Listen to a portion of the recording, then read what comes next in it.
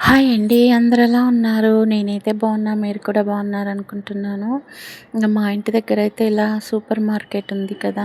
దాంట్లోకైతే మేము ఫ్రూట్స్ ఏవైనా కొన్ని సరుకులు తీసుకుందామని వచ్చామన్నమాట.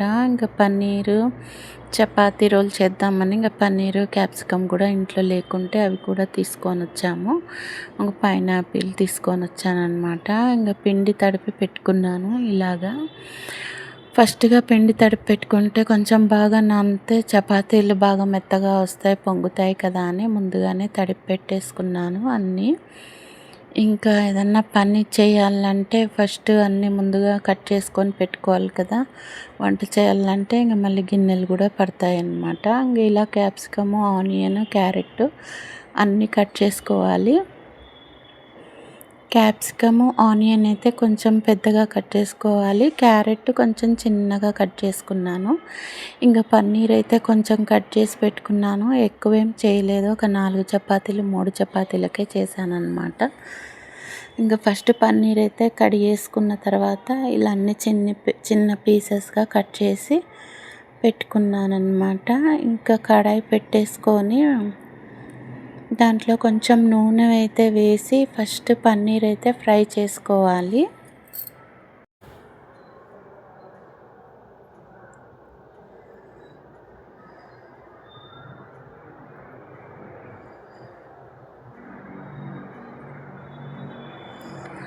కొంచెం ఆయిల్ వేసుకొని పన్నీర్ అయితే గోల్డెన్ బ్రౌన్ వచ్చే వరకు ఫ్రై చేసుకోవాలి.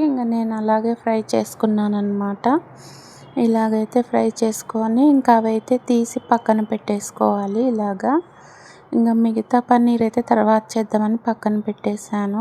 అదే ఆయిల్లో కొంచెం ఆనియన్ వేసేసి దాంట్లోకే ఇలా క్యారెట్, క్యాప్సికమ్ అయితే వేసుకున్నాను. ఎక్కువ ఫ్రై చేయకూడదనమాట, బాగుండదు. క్యాప్సికము, ఆనియన్ అయితే కొంచెం మన పంటికి తగిలేటట్టుగానే ఫ్రై చేసుకోవాలి. మెత్తగా ఉంటే బాగుండదన్నమాట. అలాగైతే అన్నీ ఫ్రై చేసుకొని ఉప్పు, కారం, పసుపు, గరం మసాలా, ధనియాల పొడి, అల్లం వెల్లుల్లి పేస్ట్ అయితే లేదు. ఎందుకంటే కార్తీక మాసం కదా, ఎక్కువ వాడమన్నమాట. ఇలాగైతే అన్నీ ఒక ప్లేట్లోకి అయితే తీసుకున్నాను కొంచెం కొంచెంగా. పసుపు, ఉప్పు, కారం, ధనియాల పొడి, గరం మసాలా వేసి అయితే కొంచెం సేపు అలా ఫ్రై చేసుకోవాలి.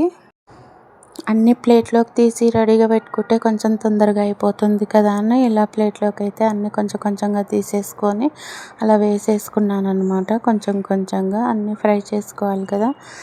అన్నీ కొంచెం సేపు ఒక 5 మినిట్స్ అలా ఫ్రై చేసుకుంటే బాగుంటుంది. బాగా కలిపెట్టుకోవాలి, లేకుంటే అడుగంటిపోతుంది. కొత్తిమీర ఉంటే కూడా పైన వేసుకుంటే కూడా చాలా బాగుంటుంది. పిల్లలకైతే టమాటా సాసు అలా ఇస్తే కూడా బాగుంటుంది అనమాట. అదైతే నేను వేయలేదు.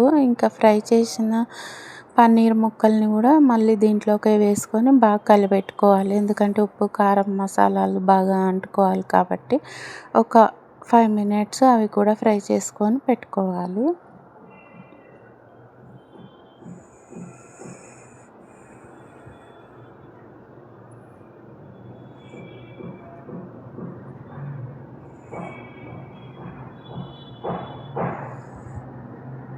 ఇలాగైతే అయ్యిందనమాట కర్రీ. చాలా టేస్టీగా ఉంటుంది. అన్నీ సింపుల్వే కాబట్టి చాలా బాగుంటుందన్నమాట. పిల్లలకైతే ఇంకా బాగుంటుంది. ఎందుకంటే కార్తీక మాసంలో మనము గుడ్డు, నాన్ వెజ్ ఏం తినం కాబట్టి ప్రోటీన్ ఉండాలి కాబట్టి ఇలా పన్నీర్ అయితే చేసి తిందామని అయితే తీసుకొని వచ్చామన్నమాట షాప్లో.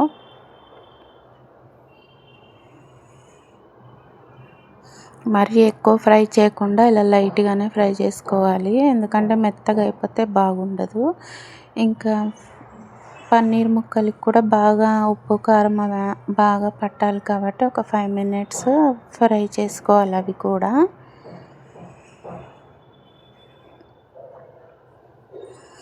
చపాతీలు అయితే రెడీ చేసుకుంటున్నాను. ఒక 4 చపాతీలు పిండి ముందుగానే తడిపి పెట్టాను కాబట్టి చపాతీలు అయితే చేసేసుకుంటున్నాను అన్నమాట నేనైతే.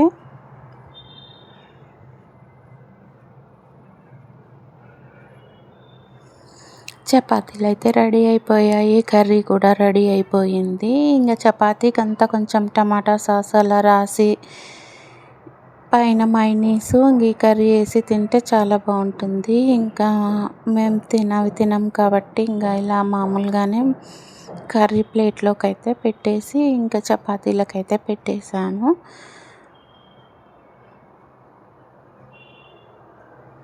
ఇంకా మా ఆయనకైతే ఇచ్చేసాననమాట. మా ఆయన ఫోన్ మాట్లాడుతూ ఉన్నాడు.